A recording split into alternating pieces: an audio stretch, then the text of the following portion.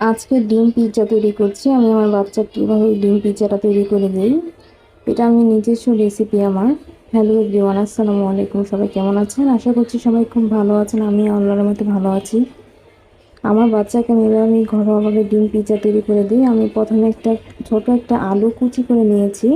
ছোট সাইজের একটি আলু কুচি কুচি করে কেটে নিতে হবে চিকন করে। তারপর একটা পেঁয়াজ কুচি করে নিয়েছি, এখানে টমেটো কুচি, আমি কাঁচামরিচ অ্যাড করিনি, আমার বাচ্চা খাবে এর জন্য। আমি একটু ধনেপাতা কুচি দিয়ে আমি লবণ দিয়ে ভালো করে মথে আমি একটা ডিম ভেঙে দিয়ে দিয়েছি।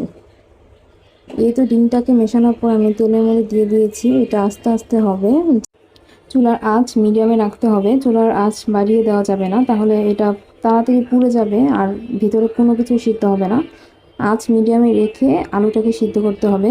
যেহেতু এখানে সিদ্ধ করা আলু না, তাই ছোট ছোট করে কুচি করে নিতে হবে যাতে সহজে সিদ্ধ হয়ে যায়। এই তো আমার ডিমটা ভাজা হয়ে গিয়েছে,